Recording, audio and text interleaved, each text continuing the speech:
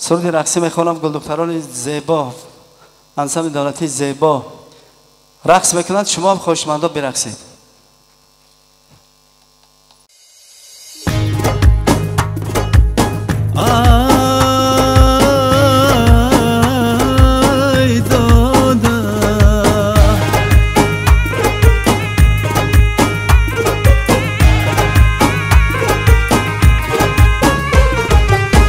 خواستم یک شام آغوشت کنم اما نشد، بوسه از لبهای خاموشت کنم اما نشد.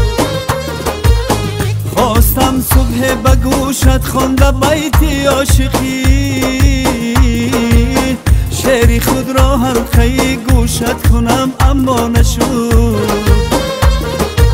شعری خود را حلقه گوشت کنم اما نشد.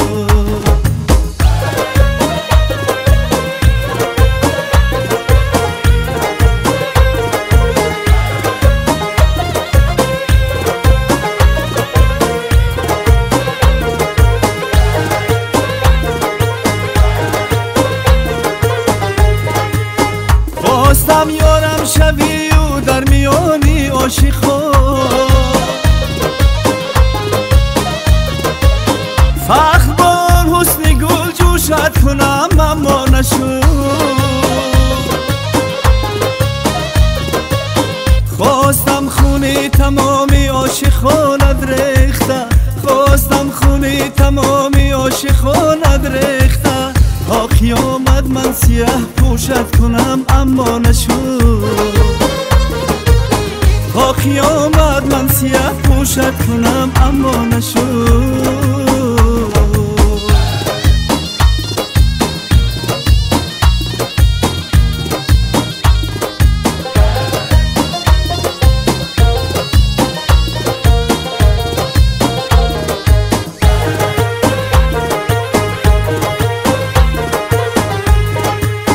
خواستم در تشنگی ای چشم بیدم بدم، همچو آبی چشمه ها نوشت کنم اما نشد. بعدی به قدری و خور افتادنم چون کوزاد، بعدی به قدری و خور افتادنم چون شهزاد. خواستم یک دم فراموشت کنم اما نشد، خواستم یک دم فراموشت کنم اما نشد. خواستم یک شام آغوشت کنم اما نشد،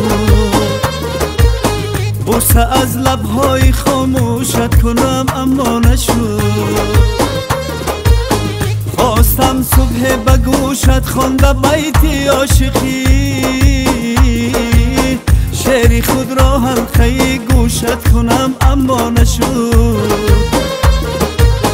شعری خود را حلقه گوشت کنم اما نشد.